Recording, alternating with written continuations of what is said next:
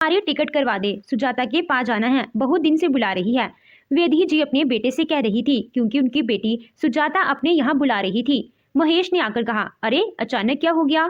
तो माँ ने कहा, उसका घर बन रहा है तो उसे मेरी जरूरत है। महेश ने भी माँ की टिकट करवा दी और माँ अगले दिन ही चली गई।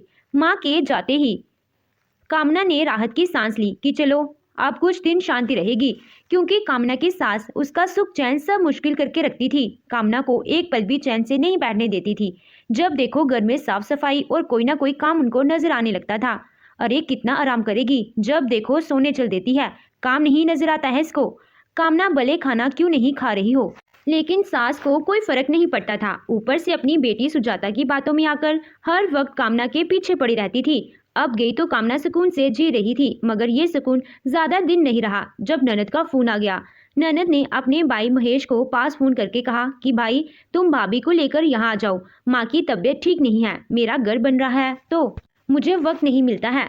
महेश को अपनी माँ की चिंता हो गई। उसने तुरंत कामना से कहा, हमें दीदी के घर जाना पड़ेगा, मुझे माँ की फिक्र हो रही है। तो कामना भी कहने लगी कि ठीक है, कल सुबह बच्चों के कामना और महेश के 2 बच्चे भी थे। सुजाता ने कामना से भी फोन पर कहा कि भाभी आप यहाँ आ जाओ, क्योंकि आप मम्मी का ख्याल अच्छे से रख सकती हैं। मुझे तो कुछ समझ नहीं आ रहा है कि क्या करूँ। हमने तो डॉक्टर को भी दिखा लिया, लेकिन कोई दवा लग ही नहीं रही है। गाँव में रहने के कारण उनके लिए शहर का रहन सहन नया था। दोनों बच्चों के साथ जब शहर पहुंचे तो इतनी बड़ी बड़ी इमारतें, बिल्डिंग, उनकी आंखें फटी रह गई।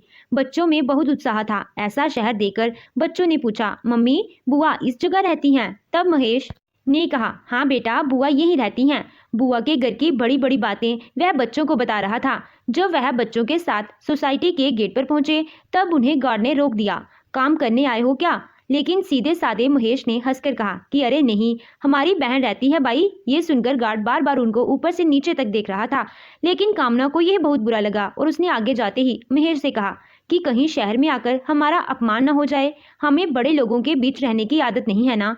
महेश ने दीदी को फोन किया तो उनको लेने एक नौकर आ गया। जब दोनों और बच्चों के साथ फ्लैट में पहुंचे तो देखकर दंग रह गए। सुजाता ने फ्लैट को बहुत महंगी महंगी चीजों से सजाया हुआ था। बाहर दरवाजे पर ही बड़े बड़े स्टैचू रखे थे।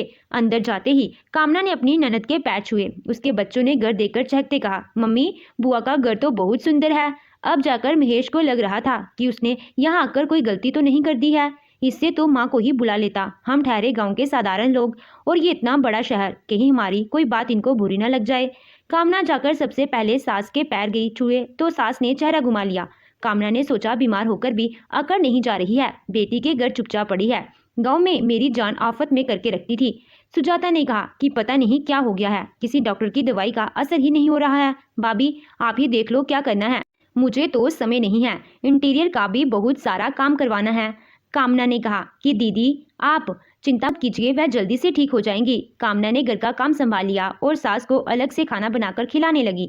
यह सब करते हुए उसे वह दिन याद आ रहे थे जब गांव में उसकी सास उसकी प्लेट में से रोटी ये कहकर उठा लेती थी कि इतनी रोटी खाकर क्या करेगी, क्यों मेरे बेटे का इतना खर्च करवाती है। कितनी बार कामना भूखी ही सो जाती थी। एक बार जब सासू माँ ने कहा कि मेरे घर का अनाज फालतू नहीं है, तेरा भाई क्यों आया है, उस दिन कामना के भाई ने यह सुन लिया और वह चुपचाप उठकर चला गया था। कामना अपने बच्चों को दूध देती थी तो सास कहने लगती थी, अरे रोज रोज दूध देने की क्या जरूरत है, बस तू मेरे पोतों को दूध दिया कर, लड़की को दूध देने की कोई जरूरत नहीं है। कामना खून का गुड़ पीकर रह जाती थी, क्योंकि एक माँ अपने बच्चों के बीच में भला फर्क कैसे कर सकती है। आज वही साथ बिस्तर पर पड़ी हुई थी और कामना से नजर नहीं मिला पा रही थी, जबकि कामना इतनी नफरत होने के बाद भी उसकी सेवा कर रही थी। सास को नहलाना धुलाना और उसके बाल बनाना सब काम कामना ही करती थी। सुजाता को तो अपनी माँ से कोई मतलब ही नहीं था, बल्कि वह कामना से कहती थी कि तुम माँ के लिए अलग खाना क्यों बनाती हो, वही क्यों नहीं खिलाती हो जो सबके लिए बनता है। यह सुनकर तो कामना चौंक कर अपनी ननद को देख रही थी कि वह वही बेटी है जिसकी माँ उसको तारीफ करते थकती नहीं है। कामना दिन भर काम करती रहती थी और सुजाता बैठकर फोन पर अपनी सहेलियों से बातें करती रहती थी। घर के इंटीरियर का काम तो उसके पति करवा रहे थे। पता नहीं उसने अपनी माँ को घर पर क्यों बुलवाया था। यह बात कामना की समझ में नहीं आ रही थी। महेश अपनी खेती के चक्कर में पत्नी और बच्चों को छोड़कर गांव वापस चला गया था, क्योंकि वहां रहना जरूरी था। अब यहाँ कामना बच्चों के साथ दिन बिता रही थी। सुजाता रोज शाम के समय चली जाया करती थी, जो कामना को अच्छा नहीं अजीब लगता था कि आखिर ये कैसी बेटी है जिसे अपनी माँ की कोई फिक्र नहीं है, पूरे दिन में एक बार भी हालचाल नहीं पूछती। लेकिन कामना ने ध्यान दिया कि सुजाता घर आकर पूरे घर को ध्यान से देखती है और किचन में जाकर भी चेक करती है। कामना को यही बात उस दिन समझ में आई जब एक दिन सुजाता ने किचन में जाकर कहा, पता नहीं आजकल चीनी कहाँ जा रही है, मैं हर रोज डिब्बा भरती हूँ और शाम तक डिब्बा खाली हो जाता है। कामना ने कहा, दीदी मां नींबू का पानी का मन करता है। यह सुनकर कामना का चेहरा उतर गया था। कामना ने यहाँ आकर सोचा था कि बच्चों की छुट्टी खत्म होते ही घर चली जाएगी, लेकिन सास की तबीयत अभी ठीक नहीं हुई थी तो महेश ने कहा कि मैं बच्चों का एडमिशन शहर में ही करवा देता, मगर कुछ बोल नहीं पाई क्योंकि अगर जिद करके गांव चली जाती तो सास बुरा मान जाती। उधर सुजाता बात बात पर कामना को ताने देने लगी थी। शहर में रहना आसान बात नहीं होती, तुम्हें पता भी है शहर में कितने खर्च होते हैं। धीरे धीरे सास की तबीयत ठीक हो गई और अब कामना का मन यहाँ रहने का नहीं था, मगर अब बच्चों का एडमिशन यहाँ के स्कूल में हो चुका था। अब वह उदास रहने लगी क्योंकि उसका यहाँ मन नहीं लग रहा था। उसे अपने बच्चे और सुजाता के बच्चे भी संभालने होते थे क्योंकि सुजाता तो आधा दिन घर से बाहर रहती थी। उसे बच्चों के टिफिन और होमवर्क से कोई मतलब ही नहीं होता था। कामना सुबह जल्दी उठकर सारे काम करती थी। धीरे धीरे उसने देखा कि अब सास सुबह ही उठ जाती है और रसोई में जाकर काम करने लगती है। एक दिन कामना ने सासू माँ से कहा कि माँ जी आप तो गांव में कोई काम नहीं करती थी, मगर यहाँ तो आप सुबह सुबह टिफिन बनाने लगती हैं, जबकि दीदी अपने कमरे में सोती रहती है, आप उनसे कुछ कहती क्यों नहीं। तो सासू माँ ने गुस्से में कहा कि तू अपने काम से काम रख, अगर मेरा हाथ बटा सकती है तो कर वरना जा। सुजाता के पति सोकर उठते तो कामना से चाय मांगते और पत्नी को कभी उठाने के लिए नहीं कहते थे। अब यह सब कामना को बहुत बुरा लग रहा था कि वह यहाँ आकर इन लोगों की नौकरानी बन गई है।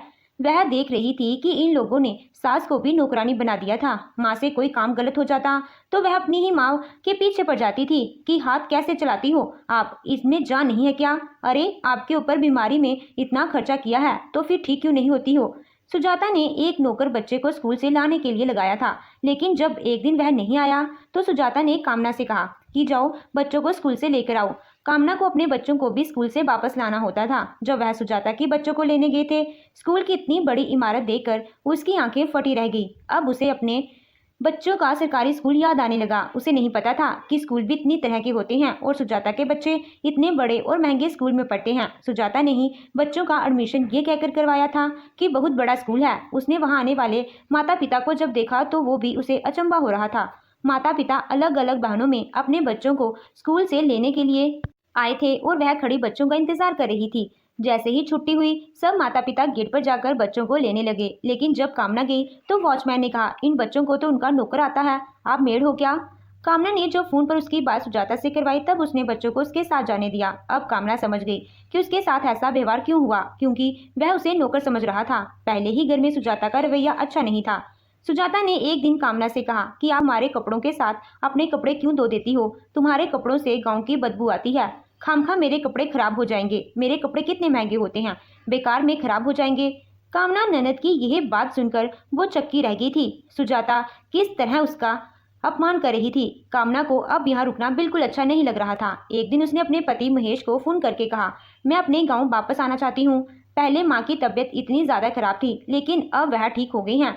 महेश ने कहा कामना अब तो 1 साल की पढ़ाई उधर ही करनी पड़ेगी, जब परीक्षा हो जाएंगी तब मैं तुम लोगों को इधर बुला लूंगा, और अब 3 महीने ही तो बाकी हैं। लेकिन यह 3 महीने कामना के लिए जी का जंजाल थे। महेश की बात सुनकर कामना को रोना आ गया। उसने तुरंत महेश को सारी बात बताई और कहने लगी कि मैं यहाँ नौकर बनकर नहीं रह सकती। मेरे बच्चों को जमीन पर बैठकर खाना खिलाया जाता है क्योंकि तुम्हारी दीदी की डाइनिंग टेबल गंदी हो जाएगी। तुम्हारे बच्चों को जमीन पर बैठने की आदत होगी। उनके बच्चे टेबल कुर्सी पर बैठकर खाते हैं और मेरे बच्चे जमीन पर। ये देखकर मेरा जी जल जाता है। उनके बच्चे बाहर का मजेदार खाना खाते हैं और मेरे बच्चे बैठकर मुंह देखते रहते हैं। और आपकी माँ भी कुछ नहीं कहती। आप नहीं जानते मैं उसकी कैसी कैसी बातें सह रही हूँ, लेकिन ऐसा मैं अब तक माँ जी की खातिर कर रही थी, अब मुझसे बर्दाश्त नहीं हो रहा है। यह सब सुनकर महेश का दिमाग सन पड़ गया था कि आखिर उसकी बहन उसके बच्चों के साथ ऐसा कैसे कर सकती है। फिर एक दिन महेश ने कामना को फोन किया और कहा कामना वहाँ सब ठीक चल रहा है ना, कोई दिक्कत हो तो बता दो, मैं अभी आ जाऊंगा। तो कामना ने कहा कि आपकी बहन सारी हद पार कर रही है। मैंने कल देखा कि वह देसी घी में रिफाइंड तेल मिला रही थी। आज धीरे धीरे कह रही थी कि सारा घी पता नहीं कहाँ चला जाता है। मुझे पता है अपने बच्चों को छुपा छुपा कर देती है। तुम क्या जानो मुझे कितना बुरा लगा। मैं अपने बच्चों के साथ जमीन पर बैठकर नौकरों की तरह खाना खाती हूँ और सास बैठी देखती रहती है।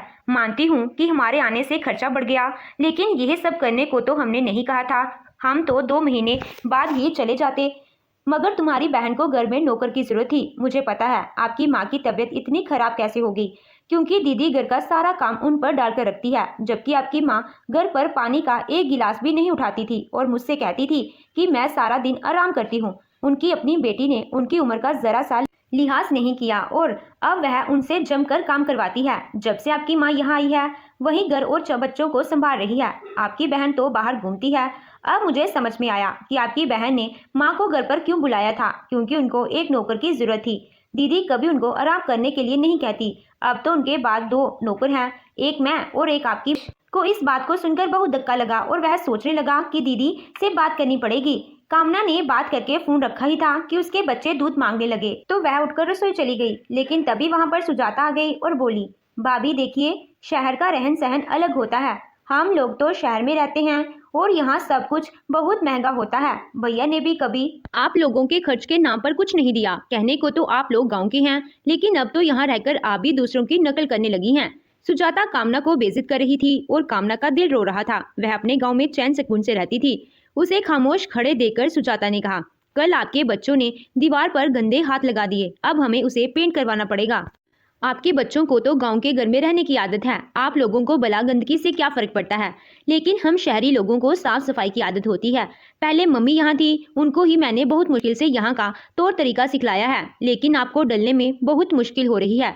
आपके बच्चे भी यहाँ शहर में पढ़ तो रहे हैं, लेकिन पता नहीं इनका रिजल्ट कैसा होगा, क्योंकि गांव के शहर की पढ़ाई में फर्क होता है। यही बातें सुनकर कामना का मन रो रहा था कि बस अभी सब छोड़कर गांव चली जाए, लेकिन महेश की इजाजत के बिना कुछ नहीं कर सकती थी। सुजाता ने कई बार उसको अपनी सहेलियों के सामने नीचा भी दिखाया।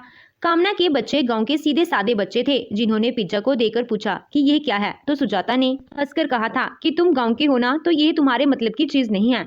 जबकि सुजाता के बच्चे खुश होकर पिज्जा खा रहे थे और कामना के बच्चे मुंह देख रहे थे। सहेलियों ने पूछा कि यह कौन है, तो सुजाता ने धीरे से कह दिया कि यह नौकरानी है और ये इसके बच्चे हैं। उस दिन तो कामना बिल्कुल नहीं सह पाई और उसने उसी दिन में ही महेश को फोन करके कहा कि अब बहुत हो चुका, अब मैं यहाँ नहीं रहूंगी। महेश भी अंदर अंदर दुखी था, तो उसने कहा कि बस परीक्षा आ रही है, उन्हें हो जाने दो, फिर मैं सबको ले आऊंगा। सुजाता ने कामना से कहा कि भाभी तुम रोज रोज बच्चों के कपड़े धोती हो। अरे रोज धोने की जरूरत क्या है, तो कामना ने कहा दीदी बहुत गंदे हो जाते हैं। तो सुजाता ने कहा कि तू यह कौन सा इंग्लिश मीडियम स्कूल में पढ़ते हैं, अरे सरकारी स्कूल में तो सब चलता है। कामना की आंखों में आंसू आ गए, मगर कुछ नहीं बोल सकती थी, क्योंकि घर तो सुजाता का ही था। कामना के बच्चे पढ़ते रहते थे और सुजाता के बच्चे वीडियो गेम और टीवी में मगन रहते थे, लेकिन फिर भी सुजाता को विश्वास था उसके बच्चे बहुत अच्छा रिजल्ट आकर दिखाएंगे, और वह कामना को ताना मारकर कहती थी, पता नहीं सरकारी स्कूल में क्या पढ़ाई होती है, भाभी मुझे तो आपके बच्चों के रिजल्ट का कोई भरोसा नहीं है। कामना यह बात सुनकर मन ही मन रोने लगी और कहने लगी कि भगवान बस जल्दी से कैसे समय निकाल जाए और मैं गाँव चली जाऊँ। मेरा यहाँ एक एक पल बिताना मुश्किल हो गया है। परीक्षाएं हो चुकी थी और अब रिजल्ट आना बाकी था, जिसके लिए 20 दिन का समय बचा हुआ था। कामना को एक एक दिन बिताना मुश्किल हो रहा था। परीक्षा के रिजल्ट के एक दिन पहले महेश वहां गया। रिजल्ट का दिन एक ही था और दोनों के बच्चे अपने अपने माता पिता के साथ स्कूल चले गए थे। महेश के बच्चों को जब रिजल्ट दिया गया तब टीचर ने सबसे तालियां भिजवाई, क्योंकि दोनों ही बच्चों ने अपनी अपनी क्लास में सबसे ज्यादा अंक प्राप्त किए थे। अध्यापक ने भी बच्चों की बहुत तारीफ की। महेश और कामना का सिर गर्व से ऊंचा हो रहा था। हाथों में शीट पकड़े दोनों बच्चे जब घर आए तो सामने ही सुजाता अपने बच्चों से कह रही थी, तुम्हारे इतने कम नंबर कैसे आ सकते हैं, तुम्हारा तो ट्यूशन भी लगा हुआ है, लगता है तुम्हारी ट्यूशन टीचर ने तुम्हें पढ़ाया नहीं, उनसे बात करनी पड़ेगी। लेकिन जैसे ही उसे सामने से महेश और कामना को आते देखा और देखा कि उनके दोनों बच्चे हाथों में शील्ड पकड़े हुए हैं, तो वह हैरानी से उन्हें देखने लगी। महेश ने खुश होते हुए सुजाता से कहा, इन दोनों ने सबसे ज्यादा अंक प्राप्त किए हैं, ये उसी के लिए इनको इनाम मिला है। इस बात पर सुजाता बहुत जोर से हंसी और बोली, सरकारी स्कूल में तो यह किसी को भी मिल सकता है, बात तो तब है जो प्राइवेट में लाकर दिखाए। आज कामना दहाड़ पड़ी, दीदी आप बहुत बोल चुकी और मैं आज तक आपको जवाब नहीं दिया, लेकिन अब मैं चुप नहीं रहूंगी। कामना ने तुरंत अपने बच्चों की किताब उठाई और सुजाता के बच्चों से सवाल पूछना शुरू कर दिया, लेकिन सुजाता के बच्चे कोई जवाब नहीं दे पाए और सुजाता मुंह ताकती रह गई। सुजाता के पति ने गुस्से में कहा कि ये सब तुम्हारी गलती है, क्योंकि तुम घूमती फिरती हो। दोनों के बच्चे एक जैसी क्लास में थे, मगर सुजाता के बच्चे कोई जवाब नहीं दे पाए। लेकिन आज सासू माँ खुशी के मारे ताली बजाने लगी, क्योंकि महेश के बच्चे हर एक सवाल का जवाब दे रहे थे। आज उनकी आंखों में आंसू आ रहे थे। ये देखकर चिल्लाई हुई सुजाता ने कहा, माँ आप इन बच्चों के लिए ताली बजा रही हैं, आप बच्चों में फर्क कर रही हैं, ऐसा करते हुए आपको शर्म नहीं आती। तब कामना ने गुस्से मैं कहा कि दीदी, क्या तुम्हें घी में रिफाइंड तेल मिलाते हुए शर्म आई थी जो माँ से ऐसा कह रही है? क्या तुम्हें जब शर्म आई थी जब तुमने मेरे बच्चों को खाना खाने के लिए नीचे बिठाया था? क्या तुम्हें जब शर्म आई थी जब तुमने कहा था कि हमारे कपड़ों से गांव की बदबू आती है? हम तो गांव के साधारण लोग हैं, इसी कारण हमने तुम्हें कभी कुछ नहीं कहा, लेकिन इसका मतलब ये नहीं है कि हम में आत्मसम्मान नहीं है और हम बेवकूफ हैं। मुझे ऐसा पता था कि आप हमारे साथ क्या कर रही हो। तभी महेश ने उठकर कहा, दीदी, आपने मेरे बच्चों को और पत्नी को नीचा दिखाया है। अब जिंदगी में मैं आपके घर कभी नहीं आऊंगा। हम गांव के साधारण लोग जरूर हैं, मगर किसी का अपमान नहीं करते। महेश जाने लगा तो उसकी माँ रोककर कहने लगी कि बेटा, मुझे भी ले चल, अब मैं यहाँ सांस नहीं ले पाऊंगी। कामना बहू, मुझे माफ कर दे, मैं हमेशा तेरी तुलना करती रही, मगर तू इसे कहीं ऊपर है। तब कामना ने कहा कि माँ जी, मुझे पता है कि आप क्यों बीमार हुई और इन्होंने आपके साथ कैसा बर्ताव किया। शायद इसी कारण आपकी आंखों पर से पर्दा उतर चुके हैं। सब लोग गांव वापस चले गए और सुजाता देखती रह गई। तो दोस्तों, आपको ये कहानी कैसी लगी? कमेंट करके अपनी राय जरूर बताइएगा। कहानी